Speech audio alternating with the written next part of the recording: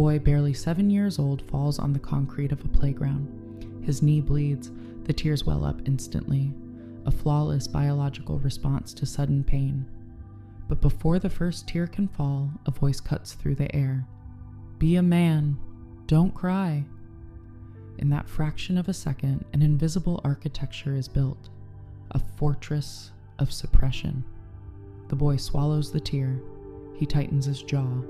He learns in the most formative years of his existence that emotional expression is not a release. It is a liability. It is a weakness that will cost him his belonging. By adolescence, this boy has systematically pruned his magnificent, vast human emotional range into a narrow, socially acceptable corridor. He is allowed to feel anger. He is allowed to feel pride. He is allowed to perform stoicism. Everything else, grief, fear, longing, and the terrifying vulnerability of love, is locked in the basement of his psyche. Decades later, this same boy stands before you in the body of a man, an exceptional man, a man of intellect, capability, and perhaps deep hidden kindness, and you look into his eyes asking for something so simple, yet profoundly impossible for him to give. You are not asking him to be perfect, you are asking him to be present. You wonder why he retreats when the intimacy deepens. You wonder why he goes cold when the connection reaches a threshold of truth. I ask you to consider a radical perspective today. Is it possible that the man you love is not choosing his emotional unavailability? Is it possible that he was meticulously, culturally, and psychologically trained for it? Welcome to the architecture of the masculine wound. Understanding this will not fix him, but it will free you from taking his limitations personally, and that may be the most liberating shift of your entire life.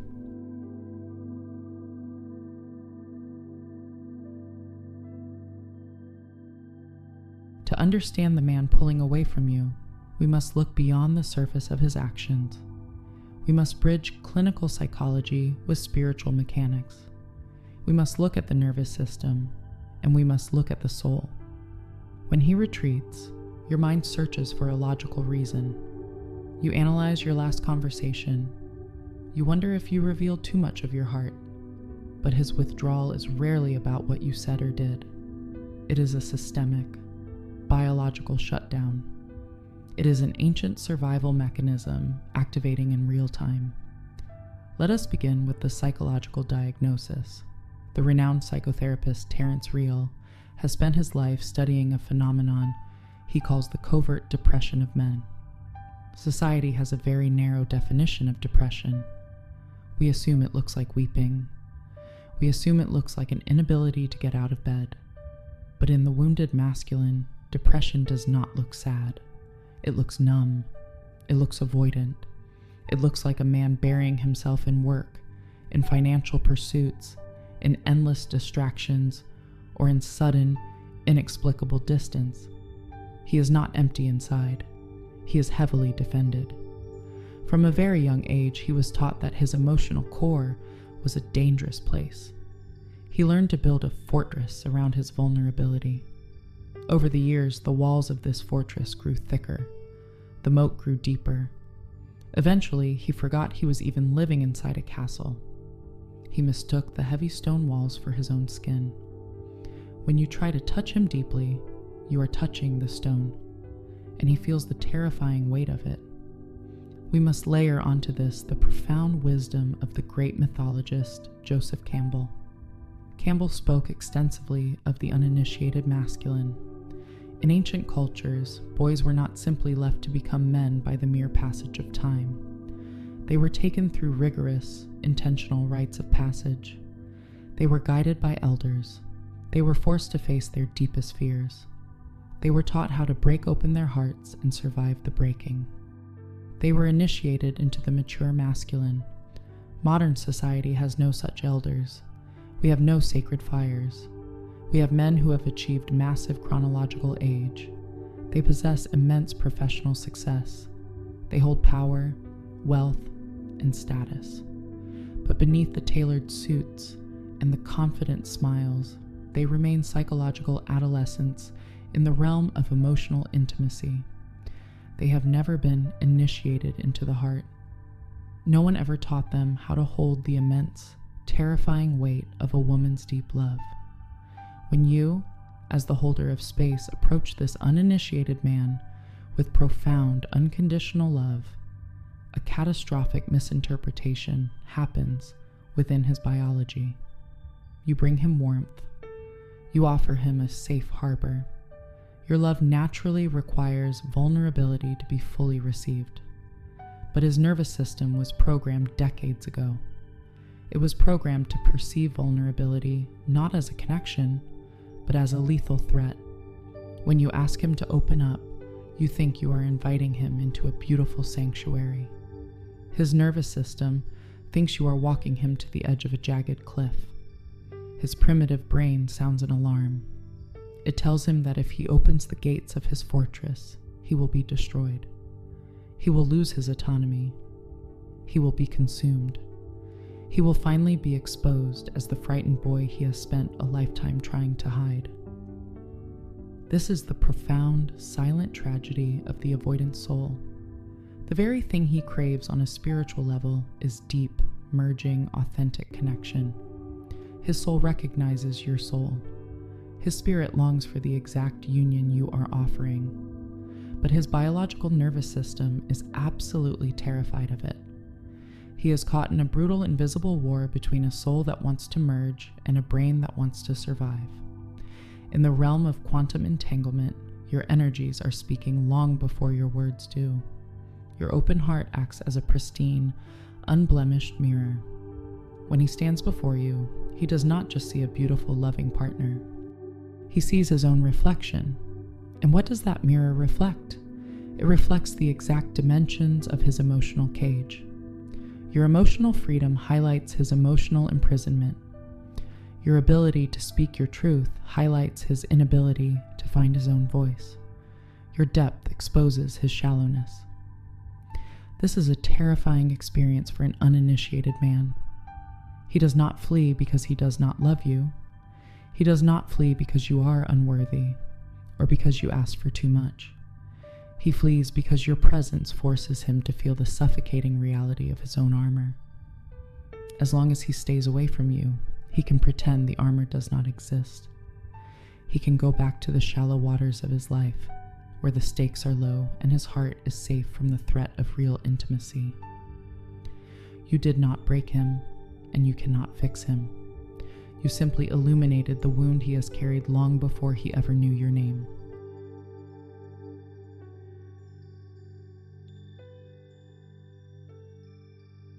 We must now completely flip the script of your pain. If you are a woman of profound depth, intelligence, and spiritual maturity, you have likely done something devastating.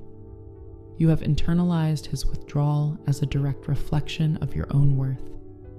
When he goes cold, your mind instantly turns inward. You become a relentless investigator of your own perceived flaws. You ask yourself agonizing questions in the middle of the night. Am I simply too much? Did I push him too hard? If I were softer, quieter, or more patient, would he finally stay? You meticulously edit your personality. You try to shrink your vastness into a shape he can easily digest. You believe that if you just find the perfect combination of words, his heavy heart will finally unlock. Listen to me very carefully. His withdrawal is not a rejection of you. It is a violent rejection of his own feeling life. You must stop taking his emotional limitations personally. Imagine for a moment the sheer magnitude of the ocean. You are that ocean. You are deep, rhythmic, and teeming with vibrant, terrifying life. You are inviting him to swim in the magnificent waters of true intimacy. You want him to dive below the surface. You want him to experience the profound connection that lives in the deep. You offer him a love that is entirely unconditional. But you must remember his psychological architecture. He was only ever taught how to survive in a barren desert. He knows how to conserve water. He knows how to endure the scorching heat of isolation. He knows how to walk alone. He does not understand the tides. He does not know how to hold his breath under the crushing weight of real intimacy. When he stands on the shore and looks at your ocean, he does not see beauty. He does not see an invitation to merge. He sees a drowning. He sees the absolute loss of his footing. He sees a force of nature that will swallow him whole. You simply happen to be the beautiful, terrifying force making his feeling life impossible to ignore. Here is the ultimate paradigm shift. The agonizing dynamic between you is not a failure of love. It is a direct activation of the father wound. This wound operates like a perfectly matched lock and key. In women, the father wound often manifests as the anxious heart. It creates a deep, relentless drive to earn love. It convinces you that you must fix the broken man. It tells you that if you can just heal him, you will finally prove that you are worthy of being chosen and protected. You become an over-functioning savior. You pour your golden energy into his dark void, hoping it will eventually fill up. In men, the father wound manifests entirely differently. It manifests as the absolute terror of being controlled. It creates a deep-seated fear of being consumed by another person. It whispers to him that he is fundamentally inadequate. When you try to heal him, you think you are offering grace, but his wound perceives your healing as a demand. He feels criticized by your perfection. He feels suffocated by your omnipresent care. When he inevitably pulls away to protect his fragile autonomy, your wound flares up. Your wound perceives his boundary as an absolute abandonment. You are not two star-crossed lovers kept apart by fate. You are two profoundly wounded children. You are wearing the sophisticated masks of highly successful adults. You are playing out a cosmic trauma loop. This dance is exhausting. It drains your life force. But I need you to understand a radical spiritual truth. This pain is not a cosmic punishment. The universe is not torturing you. This friction is a necessary, highly calibrated catalyst for your own expansion. You are worthy of a love that meets you at the altar of your own depth. You are worthy of a partner who speaks the exact same emotional language. You were brought into the orbit of this unawakened counterpart for a very specific reason. It was not to save him. It was to finally, truly meet yourself. His absolute inability to love you the way you need to be loved is a mirror. It forces you to look at your own patterns. It forces you to ask why you are so willing to bleed for someone who will not even offer you a bandage. It forces you to stop outsourcing your divine worth to a man who does not possess the emotional currency to pay you. He is not withholding his love from you out of malice. He is not playing a calculated game. He is emotionally bankrupt. He is fundamentally incapable of accessing love freely. Loving deeply requires a profound surrender. It requires a vulnerability he was never given permission to experience as a child. He cannot give you what he does not possess. Once you truly see this, the entire illusion shatters. The heavy gravity of his rejection completely loses its pull. You realize you have been standing in front of an empty well, screaming at it to give you water. You stop demanding the impossible. You gently set down the burden of his potential. You realize that his healing is his own responsibility. You reclaim your energy. You reclaim your peace. You realize that your vast, beautiful ocean was never meant to be poured into the sand. And in that beautiful, heartbreaking moment of surrender, you finally turn your attention back to your own deep thirst.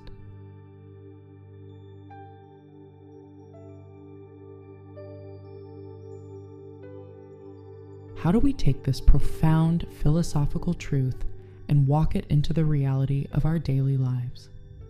You have seen the invisible architecture of his wound. You understand the heavy mechanics of his emotional suppression. But understanding is only the very first step of your liberation. How do you actually exist in the presence of a wounded masculine energy without losing your own center? How do you deeply love a man who is terrified of love without becoming collateral damage in his internal war? You must adopt 3 distinct, unshakable internal shifts. These are not manipulative strategies to change his behavior. These are psychological anchors designed to protect your spirit. The first shift is the rigorous practice of understanding without absorbing. You now comprehend the complex architecture of his avoidant soul. You see the terrified young boy locked inside the heavy stone fortress. You recognize that his sudden silence is a protective shield and not a deliberate weapon. But profound comprehension does not equal carrying his burden. Empathy is meant to be a beautiful bridge between 2 sovereign souls. It was never meant to be a sponge that soaks up his unprocessed grief.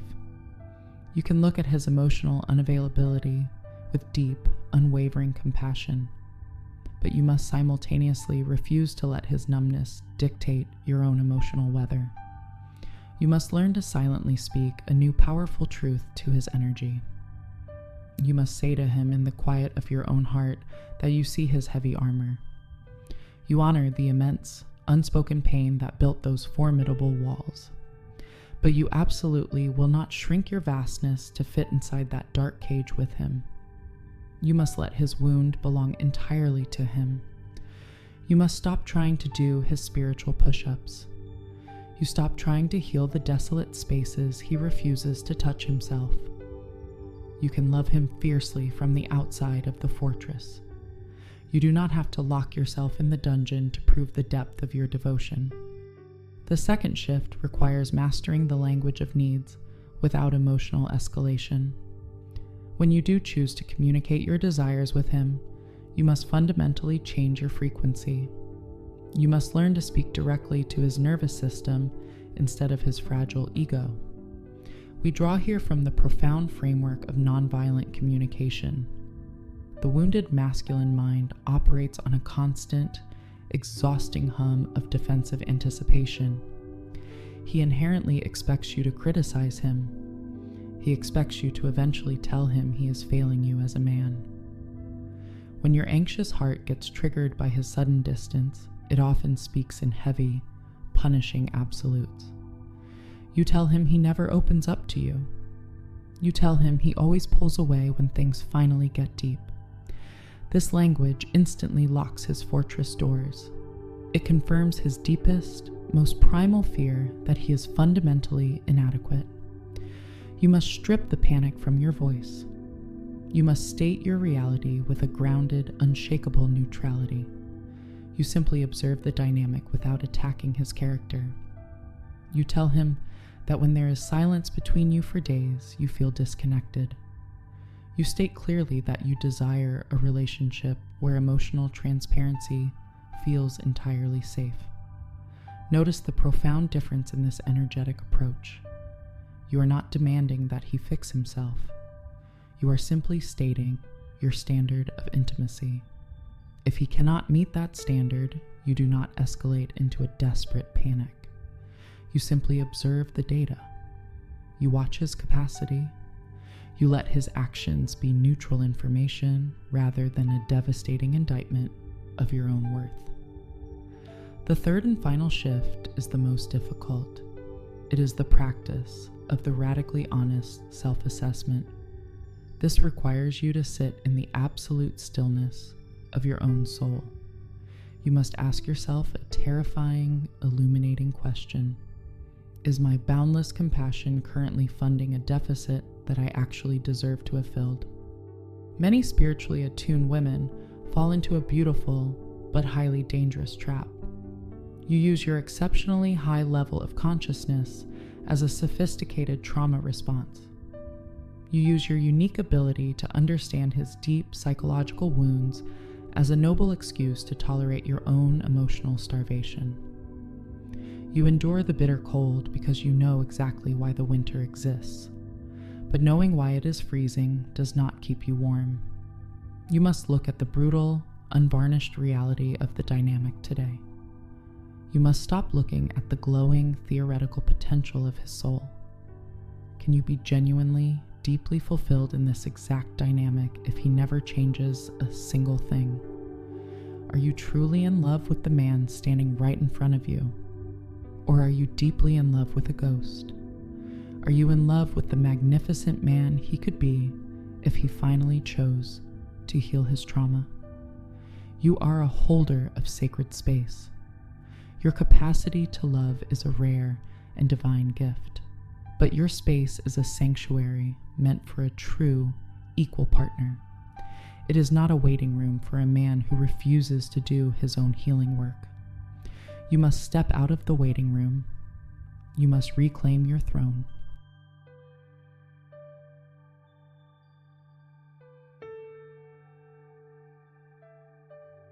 To love a man who cannot fully love you back is one of the most agonizing, beautiful, and transformative crucibles a heart can endure. It teaches you the limits of your own control. It teaches you that you cannot love someone into readiness. I want you to leave with this final, anchoring truth.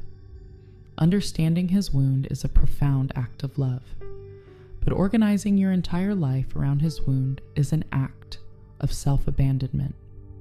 You are allowed to hold both truths simultaneously. You can love him from the depths of your soul, and you can walk away from a table where you are no longer being fed. You can honor the boy who was told not to cry, while honoring the woman who deserves to be held when she does. Your heart is not a rehabilitation center. It is a destination for an equal. Until next time, guard your light, and remember to breathe.